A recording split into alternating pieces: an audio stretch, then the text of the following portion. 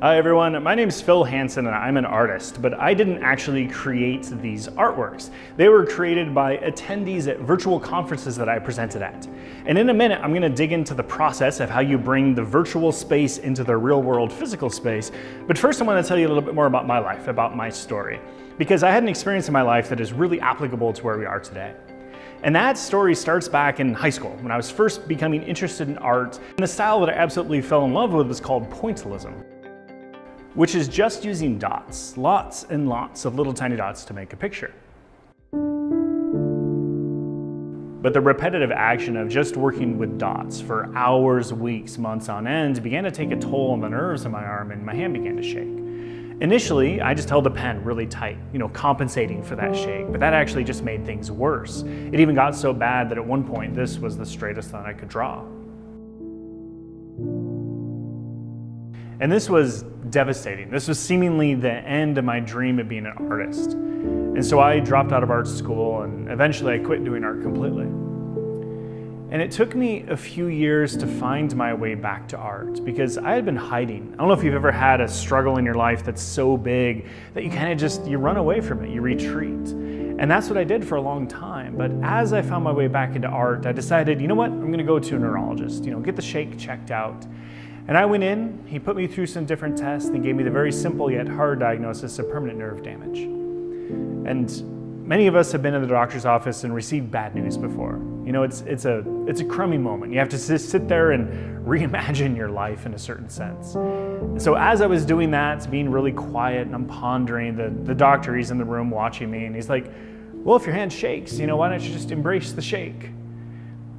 And I remember listening to his advice and I was just like, wait, are you serious right now? Like, you go to the doctor for a solution. You don't go to the doctor for advice. You get that from anyone in a certain sense.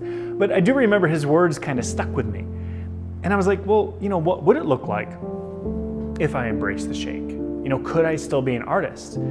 So I decided I was gonna get back into it a little bit. So I began experimenting and creating again. And after finding initial success, I realized that this limitation had actually pushed me creatively.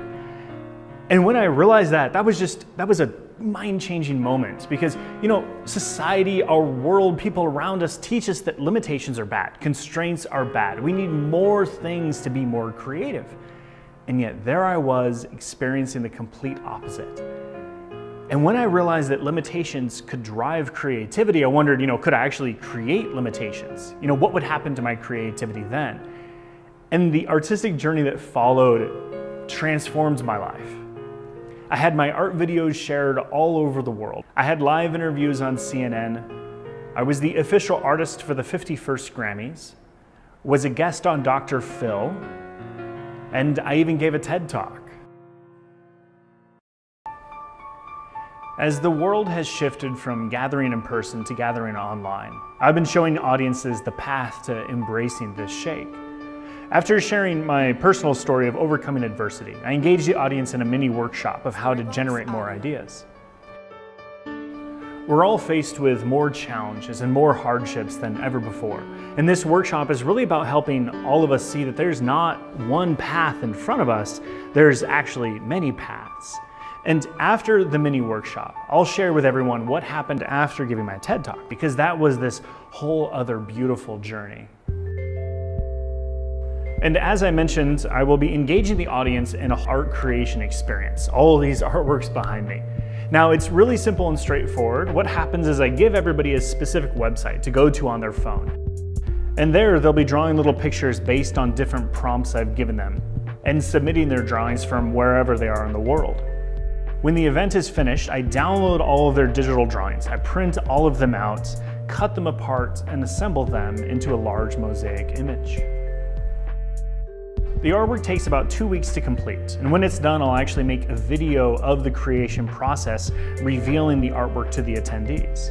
It will include behind-the-scenes footage and, of course, the message that the artwork represents.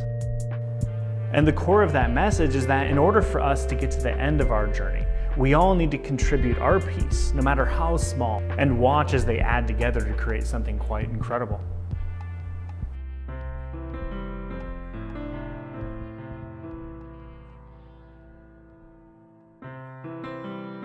Our limitations may not be the place that we think will flourish, but my limitation changed my life. And I believe with openness, with creative discipline, and with courage, our constraints can change everything. You know, I'd like to invite you and your attendees here into the studio to experience a presentation that's interactive and engaging. I'd love to connect, to share, to motivate, and create an artwork with your attendees. And to show them that our constraints, our limitations are actually a place for passion. They're a place for enthusiasm. And of course, a place for profound change.